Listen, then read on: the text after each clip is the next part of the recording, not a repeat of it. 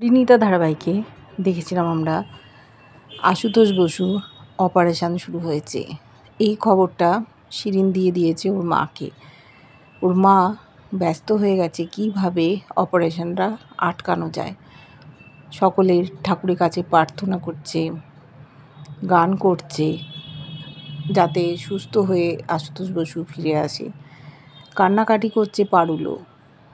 দাদুর যদি কিছু হয়ে যায় ও অভিভাবকহীন হয়ে পড়বে, দাদুকে বাঁচাতেই হবে। এই রকম যখন সবার মনে উদ্বেগ, ডাক্তাররা অপারেশানে ব্যস্ত, সেই সময় দেখেছি হঠাৎ করে গোটা হসপিটালে লোডশেডিং হয়ে গেছে। সাথে সাথে জেনারেটর ঠিক করতে বলছে, চালাতে বলছে, কিন্তু কোথাও কিছু দেখতে পাচ্ছে না। কি করে একটা হাসপাতালের আলো নিভে যায়, ওটি চলছে। অবাক হয়ে গেছে সকলে, কেন এরম হলো। ওদিকে শিরিন মনে মনে হাসছে। আশুতোষ বসুকে তো যেতেই হবে চলে, না হলে পারুলকে জব্দ করা যাবে না। পারুলকে সবসময় সাপোর্ট করে, এটা তো হতে দেওয়া যাবে না। একটা মানুষকে মেরে ফেলার জন্য মা আর মেয়ে এত একটা জঘন্য প্ল্যান করেছে, এরা যদি জানতে পারে তখন ওদের কী হবে। অস্থির হয়ে গেছে সকলে। ডাক্তারবাবুরা অপারেশান থিয়েটার থেকে বেরিয়ে এসছেন, তাড়াতাড়ি আলোর ব্যবস্থা করতে বলছেন, কিন্তু জানা গেছে যে জ্বলে গেছে সমস্ত আলোর। কি করে হলো এরকম? মিটার বক্স সেখানে আর কোনো ব্যবস্থা করা যাবে না, তাহলে কি করবে? দাদুকে কি বাঁচানো যাবে না? সবাই মিলে ছুটোছুটি করছে, চেঁচামেচি করছে। ওখানকার লোকদের বলছে, আপনারা এরকমভাবে কি করে করতে পারেন? কত পেশেন্ট আছে, অপারেশান হচ্ছে, ওনার ব্লাড বেরিয়ে গেছে, অবস্থা ক্রিটিক্যাল। অপারেশানের মাঝে কি করে এরকম অবস্থা হয়? কিছুই বন্দোবস্ত করতে পারছে না। ডাক্তারবাবুরা সময় দিয়েছেন মাত্র 15 মিনিট। এর মধ্যে যদি আলোর বন্দোবস্ত না করা যায় তাহলে পরে আশুতোষ বসুকে ওরা কিছুতেই বাঁচাতে পারবে না। ঠাম্মি অস্থির হয়ে গেছে, কি করবেন উনি বুঝতে পারছেন না, কান্নাকাটি করছেন।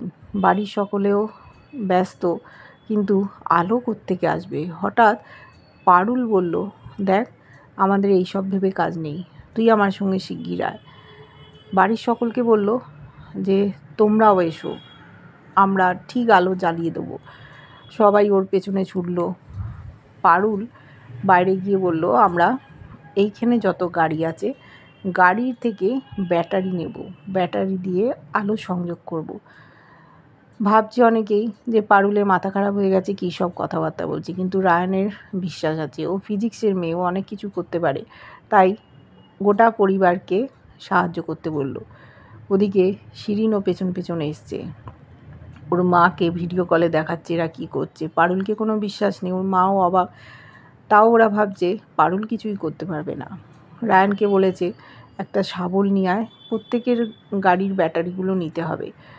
ওখানে দারোয়ান ছিল, দারোয়ান বলছে এ কী করছেন আপনারা, এরকম করা উচিত না। কিন্তু পারুল বলল, দেখুন একটা মানুষ জীবন মৃত্যুর সাথে লড়াই করছে, তার অপারেশান চলছে, আমরা যদি এরকমভাবে আলোর ব্যবস্থা না করি লোকটা পৃথিবী ছেড়ে চলে যাবে। আমরা যে যার ব্যাটারি দিয়ে দেবো, আর দরকার হলে ক্ষতিপূরণও দেবো, আমাদের আটকাবেন না। তখন দারোয়ান সরে গেছে। এরা পরিবারটা সকলে মিলে ব্যাটারি সংগ্রহ করতে ব্যস্ত হয়ে গেছে। অনেক ব্যাটারি ওরা সংগ্রহ করেছে, সেগুলো অপারেশান থিয়েটারে কাছাকাছি নিয়ে এসে সাজিয়ে রেখেছে। তারের দরকার, বিভিন্ন যন্ত্রপাতি দরকার, সেইগুলো বাড়ির জামাই সে নিয়ে এসছে। পারুল সংযোগ করছে, সাহায্য করছে পরিবারের প্রত্যেকটা সদস্য।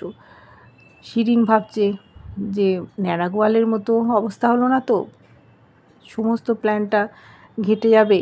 ওর মাকে বলেছে, ওর মাও ভাবছে এ তো পারুল সাংঘাতিক মেয়ে, যদি ও আলোটা আবার জ্বালিয়ে দেয় তাহলে তো আশুতোষ বসু বেঁচে গেলে যেতেও পারে, এটা তো হতে দেওয়া যায় না। কিন্তু দাঁড়িয়ে থাকা ছাড়া আর কিছু করার নেই। পারুল সে আপ্রাণ চেষ্টা করে যাচ্ছে আলো জ্বালানোর, সহযোগিতা করছে বসুবাড়ির লোকেরা। সমস্ত যখন ও রেডি করে ফেললো, রায়ান ছিল মিটার বক্সের কাছে। রায়ানকে ফোন করে জানিয়েছে, তুই এবার অন কর। এদিকে পারুলও দুশ্চিন্তায় যে বাবা ভুবনেশ্বর যেন সব কিছু ঠিক করে দেয়। অনেক সময় অনেক ভুলও তো হয়, যদি আলো না জ্বলে তাহলে কি হবে। কিন্তু রায়ান মিটার বক্সের কাছেই ছিল, ও সুইচটা অন করতেই চারিদিকে আলো জ্বলে উঠেছে। পারুল কেঁদে ফেলেছে, মাটিতে বসে পড়েছে। সবাই হতবাক। পারুল যে একটা বুদ্ধিমতী মেয়ে, ও অনেক কিছু করতে পারে। ডাক্তারবাবুরাও ওখানে ছিলেন, যে একটা জিনিয়াস মেয়ে। এবার ডাক্তারবাবুদের পারুল বলল, আপনারা আর দেরি করবেন না, অপারেশানটা শুরু করুন। তখন ডাক্তারবাবুরা চলে গেলেন অপারেশান করতে। শিরিন অবাক হয়ে গেছে, এটা কি করলো পারুল, এত বুদ্ধি ওর, কিন্তু এটা তো হতে দেওয়া যাবে না। ওর মাও সমস্তটা দেখলো, ভাবলো যা, আমরা আশুতোষ বসুকে মারার যে প্ল্যান করলাম সমস্তটা নষ্ট হয়ে গেল। তাহলে এবার কি করব, কিছু করার নেই। এদিকে বাড়ির সকলে পারুলকে নিয়ে বাহবা প্রকাশ করছে। রায়ানের মা, যে ওকে দু চোখে দেখতে পারে না, সেও অবাক হয়ে তাকিয়ে আছে। রায়ান জানে পারুল এমন কোনো কাজ নেই যেটা করতে পারে না। সেই সময় দেখেছি ওখানকারই একজন সম্ভবত ডাক্তারবাবু হবেন, তাকে ফোন করেছে শিরিনের মা। একটা কাজ দেওয়া হয়েছিল, তার জন্য টাকা দেওয়া হয়েছিল।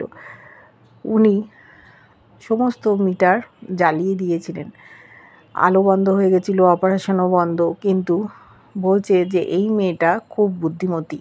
তখন শিরিনের মা বলছে, আমরা কি এই কথা শোনার জন্য আপনাকে টাকা দিয়েছিলাম? আপনি কেন আপনার কাজটা করেননি? বলছে, আমি তো আমার কাজ করেছিলাম, আলো তো জ্বলছিল না, কিন্তু ওর বুদ্ধি দিয়ে আবার আলো জ্বালিয়ে দিয়েছে, হসপিটালটা আবার আলোয় ভরে গেছে। কিচ্ছু করার ছিল না। কিন্তু এদের বাড়ির লোকজন কিছুই জানতে পারছে না। ঠাকুরকে ডাকছে যেন আশুতোষ বসু সুস্থ হয়ে ওঠে। বাড়ির একটা খুঁটি, তার যেন কোনো রকম ক্ষতি না হয়, সেই জন্য ওরা খুব চিন্তায় আছে। অনেকক্ষণ অপারেশনটা আটকে ছিল, তাতে কি ক্ষতি হয়ে গেছে? ডাক্তারবাবুরা একটা আভাস দিয়েছিলেন, দেখুন আমরা যাচ্ছি আবার অপারেশন করতে, কিন্তু ডিলে হয়ে গেছে, ওনার স্কাল্প খোলা হয়েছিল, এবার কি হবে আমরা বলতে পারছি না, এখন ভগবানই ভরসা। আমরা তো আপ্রাণ চেষ্টা করব। কি হবে আশুতোষ বসুর সাথে? উনি কি বেঁচে উঠবেন, নাকি উনি চিরতরে বিদায় নেবেন? যদি উনি বেঁচে যান তাহলে শিরিন আর ওর মার অবস্থা হয়তো খারাপ হয়ে যাবে, কিন্তু যদি চলে যান তাহলে পারুল অভিভাবকহীন হয়ে যাবে। কি ঘটবে আমরা দেখতে থাকবো। কেমন লাগছে ধারাবাহিকটা জানিও। ভালো লাগলে লাইক, কমেন্ট, সাবস্ক্রাইব করে যারা ফেসবুক পেজ থেকে দেখছো ফলো করে সাথে থেকো।